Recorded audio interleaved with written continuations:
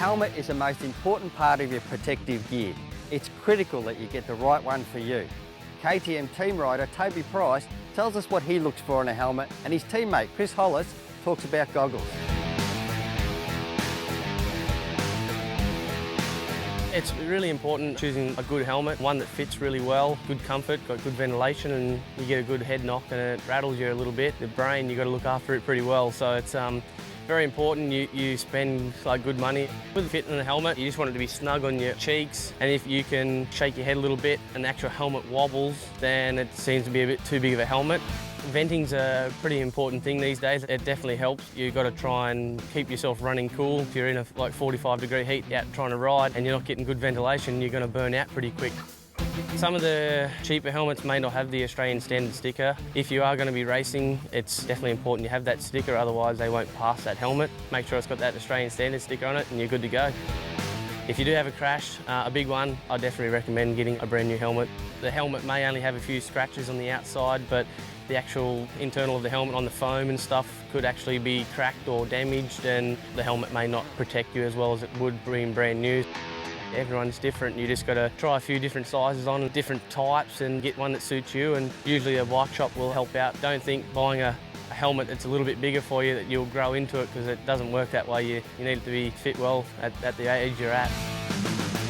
It's important to get proper motocross goggles or dirt bike specific goggles. I know people have tried ski goggles and stuff like that, but they're not made for impact, to protect your face from rocks, and you don't want any sticks or twigs coming up, especially trail riding. You're out in the bush, there could be branches hanging down, it's dark and you mightn't see stuff, especially if someone's in front of you and a rock flicks up and hits you in the face.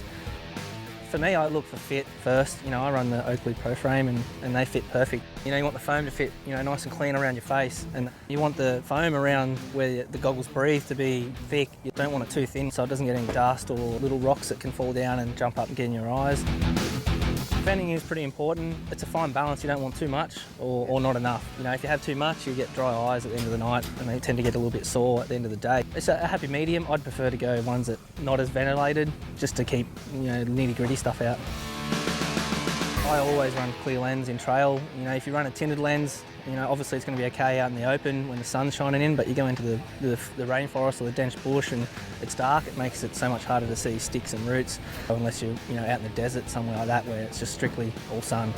For a trail rider, I'd definitely just go the anti-fog lens. There's nothing worse than having to pull up all the time and clean your goggles all day. It's easier just to spend the money and get the anti-fog lens, and it'll save you a lot of trouble and make the muddy ride a bit more comfortable than what it already is.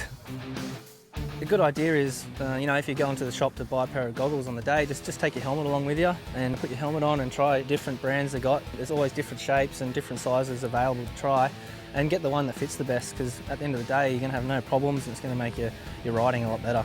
It's so important to wear good goggles. You only got two eyes and it's your vision, so it's common sense really. Now let's have a look at some of the key points. Get yourself an approved helmet, as it reduces the risk of head injuries, and don't ride without it. And helmets have to fit well, because if they're too loose, they won't do the job properly.